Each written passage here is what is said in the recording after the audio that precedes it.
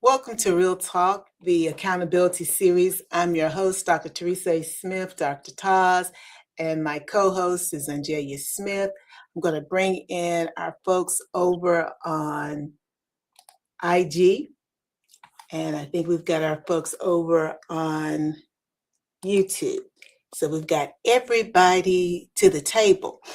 Real Talk is presented by DQ Consulting LLC, empowering individuals and businesses to grow with clarity and confidence. I got to tell y'all something. It's a lot happening, but I got to show you something.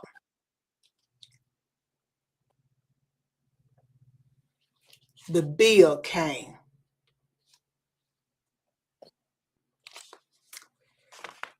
You know, you, sometimes I don't know if I've learned anything, but you know what I've learned? Most of us check our bank account more often than we check our hearts. Mm-mm-mm. We know our credit score. We know what we owe everybody else. But here's my question. Do you know what staying in the same, how was it? Do you know what staying the same has already cost you? Not what it might cost someday, but what is it already costing you? You see how to take a sip of, this is not tea because I'm not drinking tea. Some For people this month. always have something to drink. Yes, but I'm not drinking tea tonight. I'm drinking that dragon Dragon fruit fruit? and the lemonade. Pink dragon fruit with the lemonade. So no tea. So it's funny that you're talking about this, okay? Because I had to take me a good old sip. I feel like girls gonna be in for a treat. I immediately, when you held up the envelope with the bill, I was like, "Oh Lord, did I even go to the mailbox today?" I got my little informed delivery, letting me know I had something in there, but I ain't had time to go see because, as we all know, normally it's bills and what they call it, the little flyers and stuff, Circulars and things like that? Yeah, the little circulars, and we don't really care about that. So when you held up that envelope, I immediately thought about money. But the more I'm sitting here and I'm thinking about it, I realized that the biggest thing that I've lost weren't my finances. Contrary to popular belief, right? Our biggest loss what had nothing to do with our finances. Sometimes it's my peace, it's my confidence. Sometimes it's just time that, I just can't get back. And you know how we are on time. We will do any and everything. But, I'm real careful when it comes to my time. Because what they say, what money is time, time is money. Mm-hmm. So, I'm real funny about that. So when you held that envelope up, I said, my, she must be talking about me.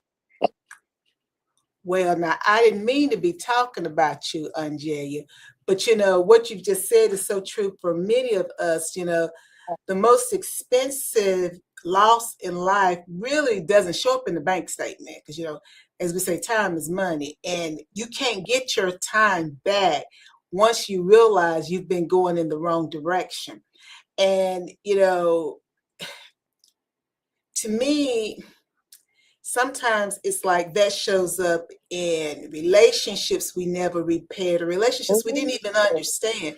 And when I use the term relationships, I'm thinking about all kinds of relationships: work, personal, our friends, our organizations, faith, community, neighborhood.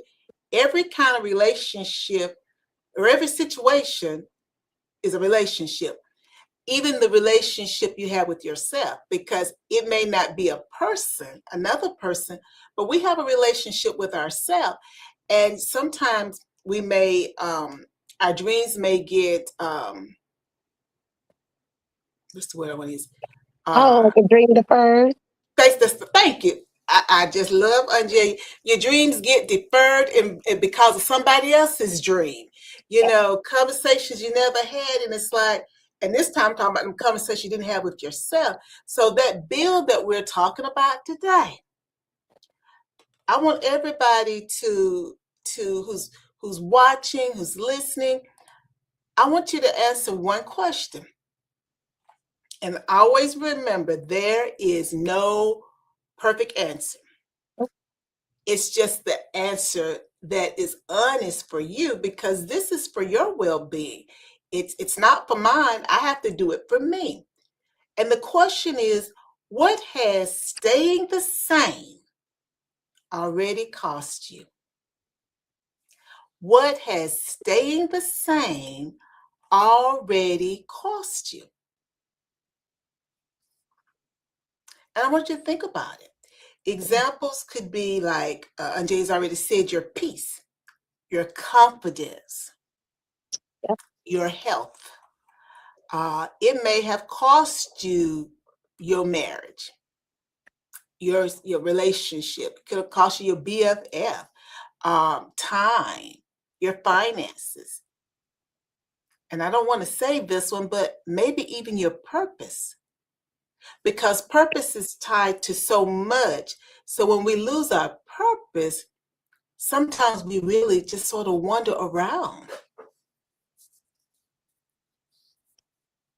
True, true. And the thing is, nobody's answer is going to be the same, right?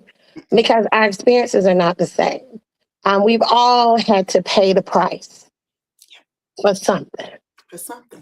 Maybe we didn't want to, but unfortunately we had to. And, as you stated, it could have been relationships, could have been, your peace, your joy, your happiness, putting yourself on the back burner, putting others before you, right? Mm. You're making that sacrifice that sometimes you really don't have to make. Mm-hmm. And you didn't have to make, but it was a choice. So yeah, we all go through it, right? We got to pay the price. So my thing is, what price are you paying as a result of the things that you've chosen to take on that you didn't need to take on? Well, I think that you kind of hit on something, Angelia. I think sometimes we don't realize that we're avoiding something. Now we know when we avoid work. We know when we avoid maybe some people. But those things that are so intricate to us, I don't think sometimes we realize that we're avoiding them. Until maybe something happens, and then it's like, oh, I remember I was going to do XYZ. And it reminds me of a person I met years ago, and she always talked about going back to school. And I have a friend who I met years ago, and she was like that too. She's like, she's gonna go back to school and finish her degree. Well, we met, and I guess the synergy of being around me, she was able to go back to school and complete her degree. Then she got her law degree. But this other person, she was like, I'm going to go back to school. I'm going to go back to school. So every January, she would get her planner. And, she'd write her new goals, and this is my year. Then life would happen. The bills, the kids, work, all those responsibilities. And then it was like 10 years later, she finally had to admit that I wasn't waiting on time. She was really waiting. How did she put it? She was afraid. So she kept delaying it because she was afraid to do it. But every year, I'm going back to school, I'm going back to school. But she had this fear. And basically, she was paralyzed by the fear. And, it made me stop and think that how many times are we frozen in place also because of fear?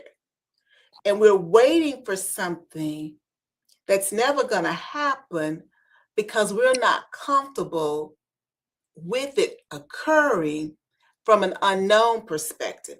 Because when we know how things are going to unfold, it's easy to be comfortable. But most times we don't know. And that's the reason I said the fear had her paralyzed for 10 years. And the other friend, she done gone back to school, completed her undergraduate degree, went out of state to law school, practicing attorney. And then the other person, she was still buying her planner, her New Year's planner, writing down her goals. But one thing I want to say with that, guys, because I thought it was so freeing when she was able to say, I was afraid. I was afraid. You talk about accountability, Angelia, but that one thing to be able to say, I was afraid, because once you can name it, then you can start putting supports in place so that you don't have to be afraid. You got people who can help you. And like with her, she had me, she had the other person. We could help her. We could become her cheerleaders, help her put her supports in place and help coach on how to do things. But she had to admit that she was afraid in order for things to proceed, you know? Well, that's just like what they say when you are confessing of your sin. It's like that's basically what she had to do. Mhm.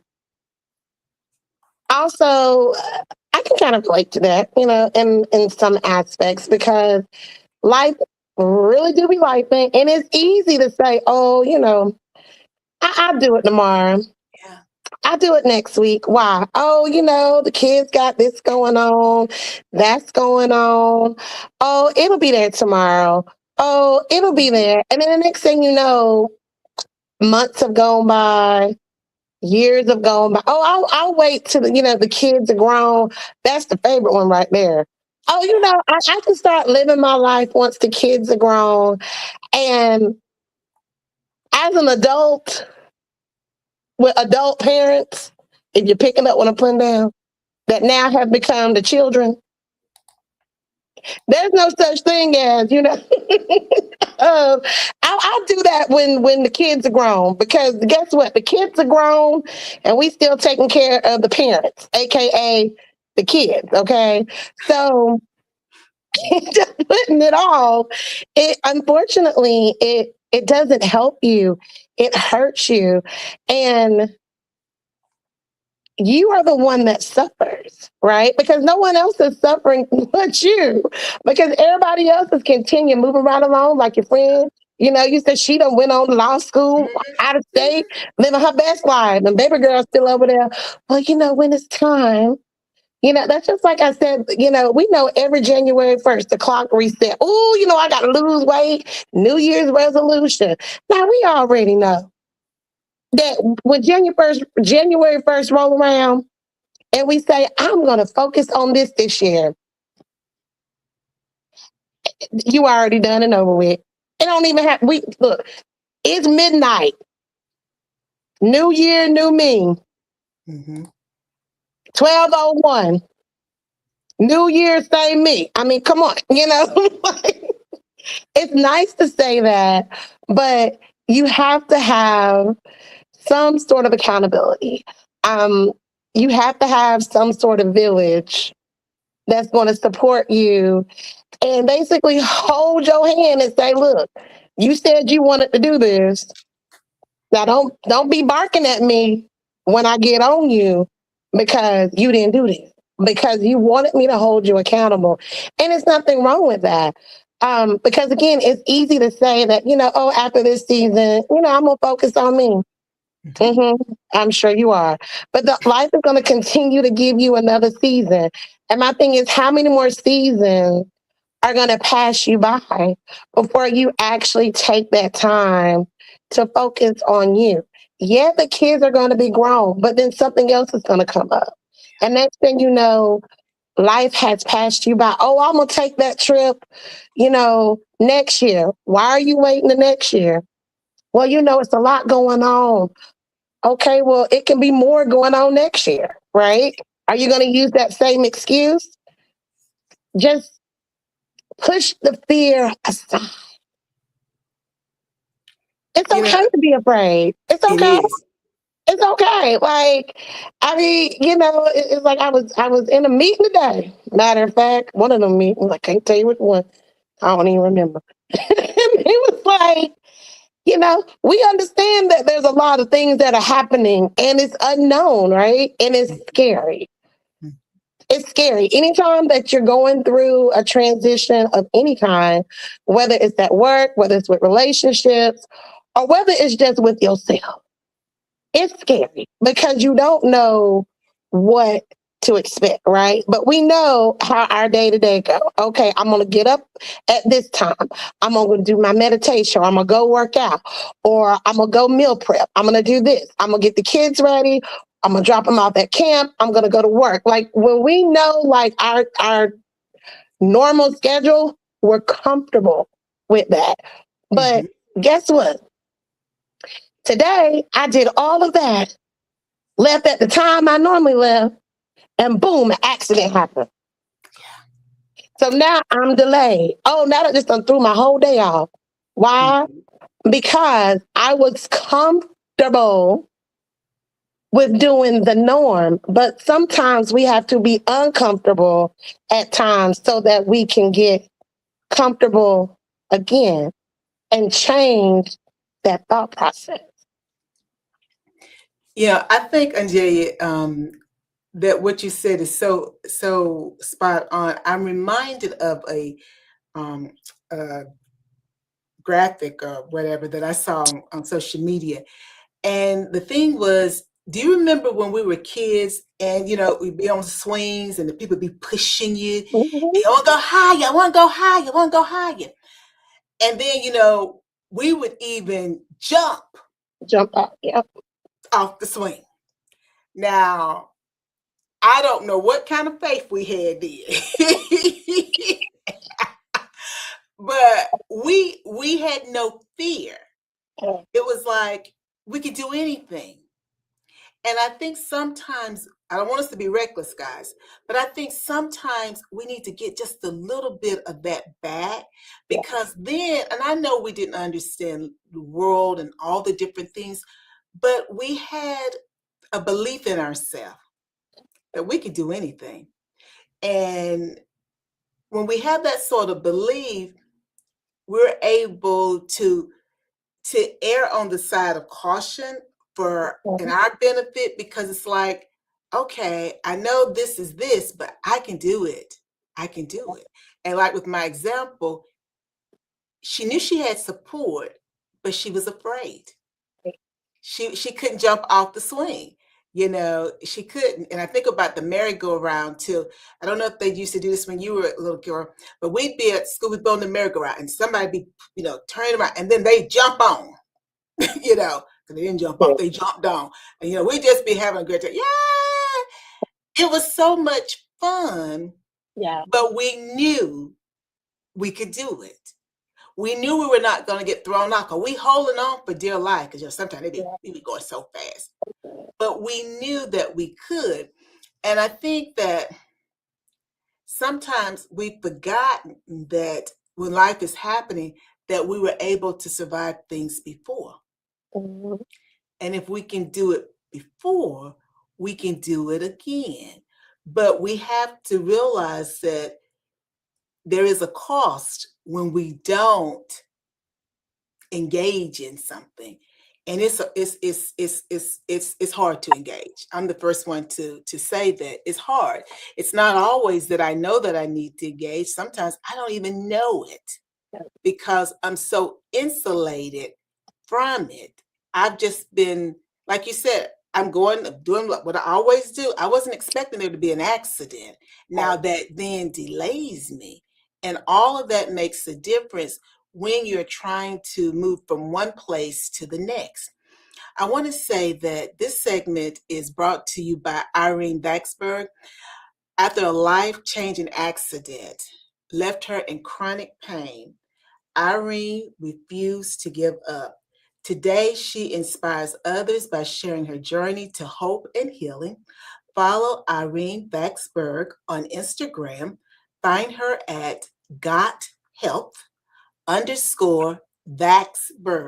That's VAKSBERG. Vaxberg. Now, that was my person that kept saying, I'm going back to school beginning of the year. I want you to answer this question.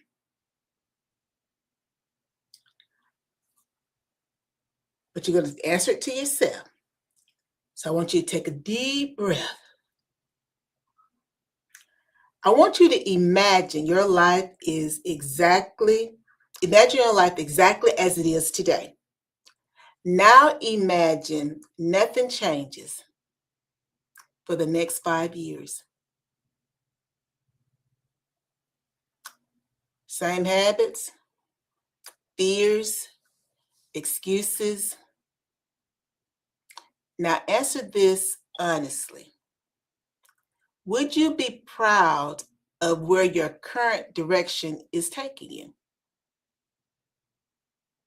Would you be proud of where your current direction is taking you?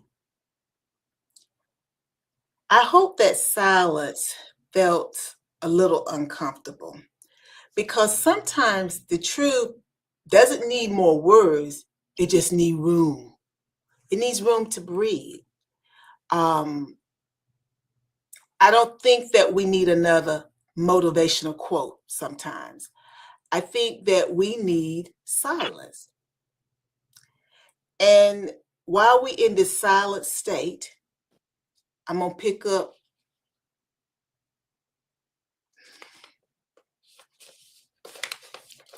Let me see if I can open this, see what's in it.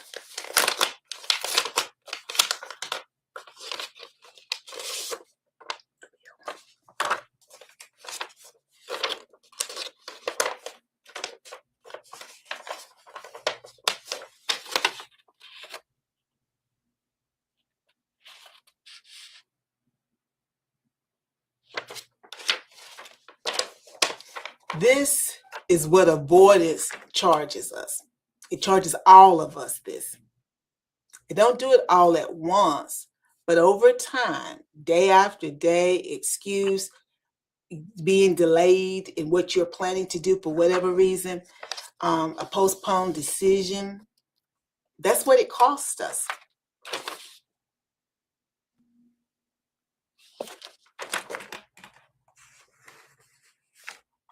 Are you going to read that to the people? Well, okay, y'all can see it. I'm sorry. Time, peace, health, relationships, confidence, purpose. That's what it cost us. Well. I must say, the hardest thing is realizing that those leveling things that you mentioned, that we didn't lose them overnight, right?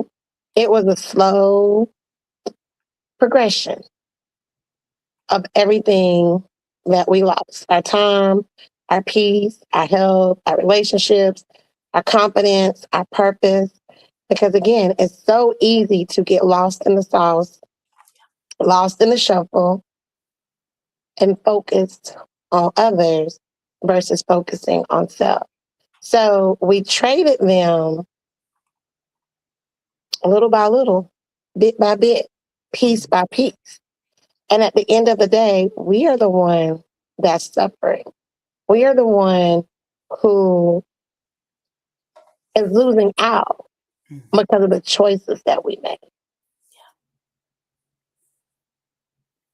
But Angelia, the thing about life is that we don't have to keep paying that cost. No, We don't have to keep paying the cost. you're right. You're absolutely right. We don't have to do the overthinking. I'm guilty of it. I'm guilty of overthinking. We all are. Um, but just ask yourself, is it fear or is it faith?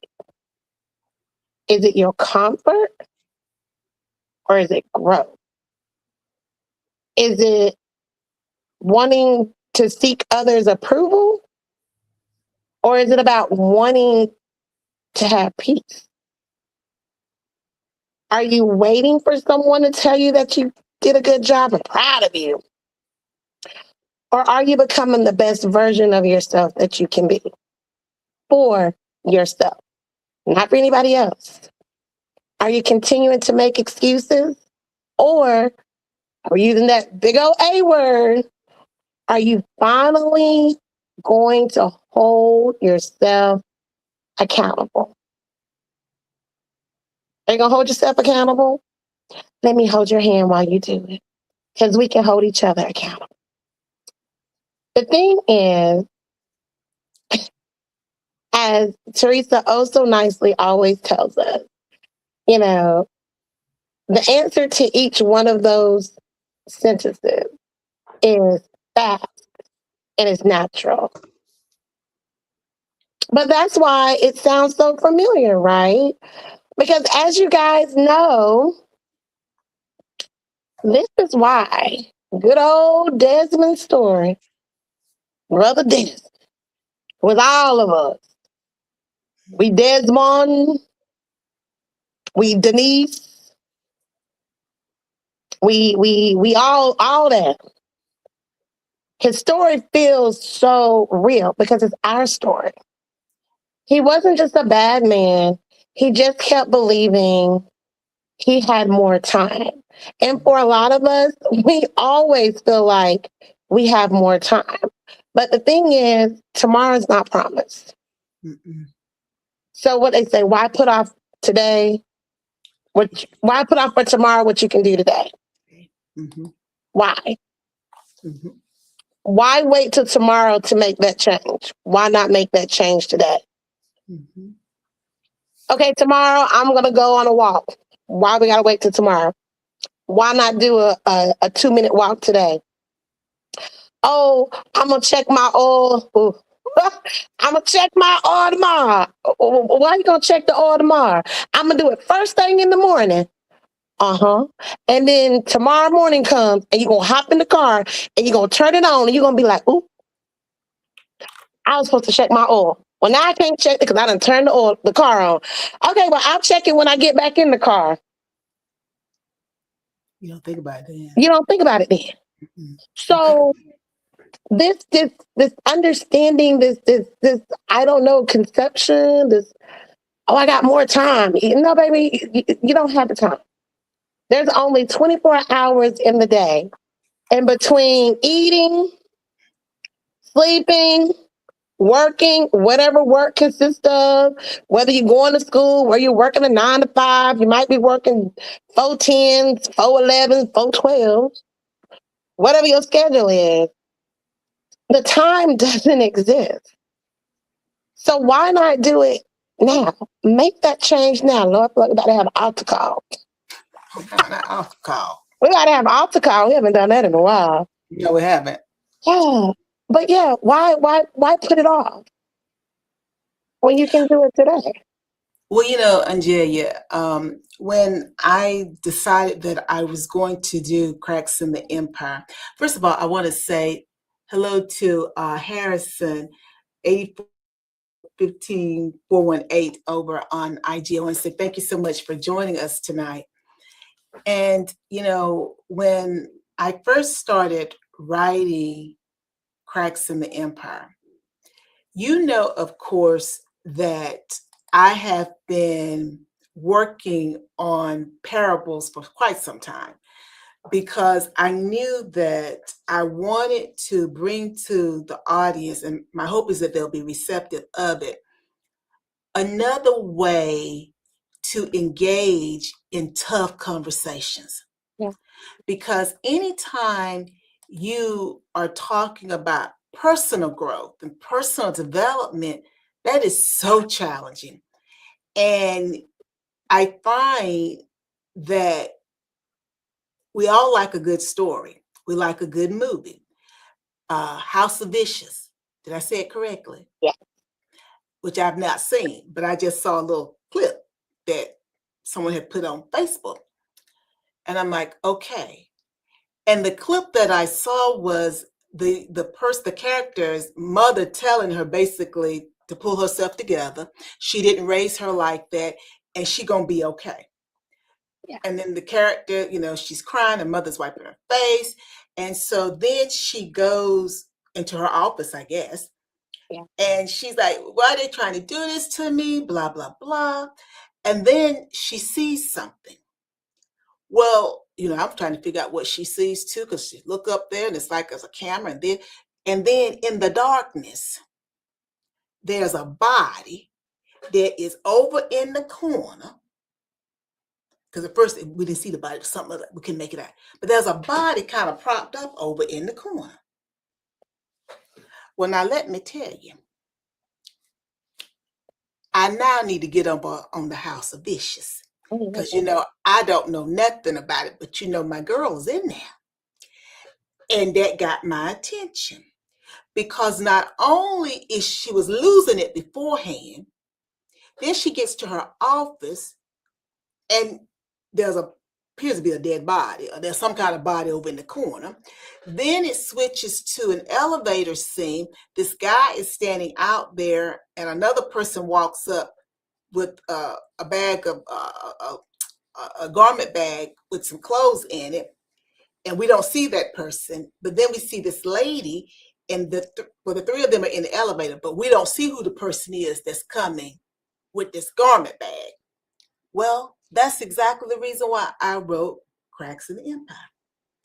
Because sometimes it's easier for us to do the hard work that we have to do when we entertain just a little bit.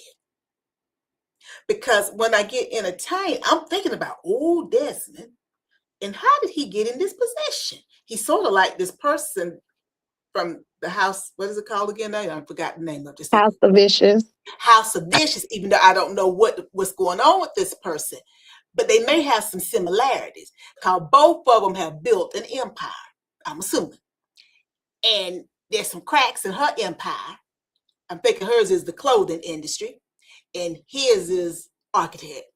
So they both got cracks in the empire, and we rooting for her. I'm hoping people rooting for Tammy. Y'all know I like Tammy Roman. I only know the character name, but I'm hoping people rooting for her, and they might see bits and pieces of themselves in her character.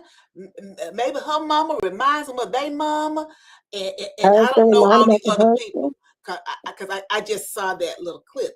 I don't know the show, but sometimes when we are entertained, it's easier for me to engage with myself, because I realize, so they're writing about this. So I know I can't be the only person in the world that has been going through this. Thank you so much, George Edward Loudon. Thank you for joining us, and please forgive me if I mispronounce your name. Thank you for joining us over on IG. So again, I wrote the book as a parable, because if we go back to when we were children, also we learned from parables. The tortoise and the hare, Aesop fables. That's how we learned, and they were quite interesting, And so I wanted for us to engage in this sort of content, but in a lighter manner, because life is so heavy anyway. As you talk about life be lifing, and I'm trying to do this type of work too, and do everything else that I have to be responsible for. It gets overwhelming. And if we wonder sometimes why people are not able to do what they might know that they need to do, because they're trying to deal with life. And then I got to deal with this too. It's too much. But if I was able to give it to them in a different way, then maybe it would be like, oh, okay, I'm not alone, because this happens to other people too. Situations are different, but it happens to them. They finally figure out how to get through it. Then that can encourage me that I can get through it also. And so, again, that's why I wrote it, because unfortunately, we cannot ignore everything forever. I think about folks who may be diabetics, people who may have hypertension, high blood pressure.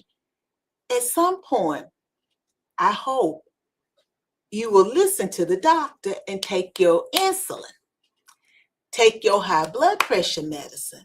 Because if you keep ignoring that, even though you know you're supposed to take it, your health is going to suffer. And that's the way it is with all these other parts of our life also.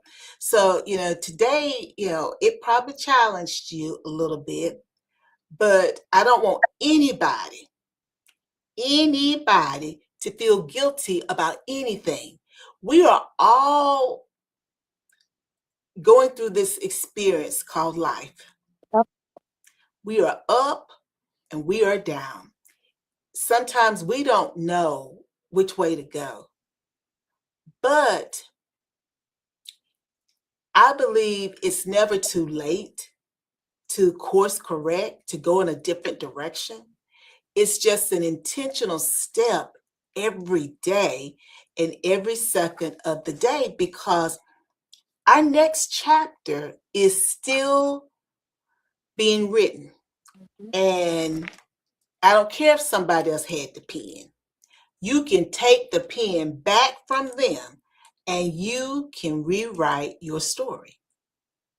You have the authority to do that. And you can write it a little bit at a time, like a dash. That dash today. Do another dash tomorrow. Another dash the next day. It doesn't have to happen overnight. Because again, every time you do a little dash, that means you change something. You have to adjust to that. And if what you change impacts other people, you got to adjust to them, how they now want to interact with you. So it never changes overnight. Never. So if you're thinking that you got to just jump on it and it's going to be like, no, don't put that type of expectation on yourself, because that's too much. Okay. Again, that's the reason why I wrote Cracks in the Empire, because I believe that we all deserve, first of all, the best version of the life that we want, and that we can all make a change. As Michael said, we can make a change. We just have to start with the woman or the man in the mirror and understand we're going to be the same person tomorrow. So we're going to have to work a little bit more tomorrow, and so on and so on and so on. So thank you guys for joining us for this week. Now, next week, Angelia, is it's going to be our final conversation, first of all. And I think we're looking at living the life you were meant to live, moving beyond the crack. Because I will tell you, Desmond, he gets there, but it's an intentional thing. Sometimes things want to bring him back, drag me back in. But, he keeps trying to not go into it. He wants to stay on the straight and narrow. And just as he's able to do that, we can do it too. It's just, again, one small step at a time, but we can rebuild it. And we understand that because accountability isn't the destination, transformation is. And that happens one little small dash at a time. We do that dash today. Tomorrow we do another little dash, and so on and so on and so on. So thank you guys so much for joining us. Thank you, Angelia, for walking with me as we continue to unpack Cracks in the Empire with Real Talk, Cracks in the Empire. It has been just such a learning curve for me because I always learn from our guests. I always learn from the audience. I'm calling the audience, I guess, because sometimes they be writing little stuff for me, and I'm like, that's right on. So it's always, and I think as I leave you, I want to say this: that right there tells you that we're all in this together. Nobody has all the answers. We're all in it together. And as long as we can keep that sort of perspective and know we're going to do a little bit each day, we will eventually get there. And so to those who joined us live, thank you so much for joining us. Those who will catch the replay, thank you so much for joining us also. And everybody, you know the drill. Before we go trying to take care of someone else, we got to take care of ourselves first. And we can do it by starting with the man or the woman in the mirror. Bye now. Bye.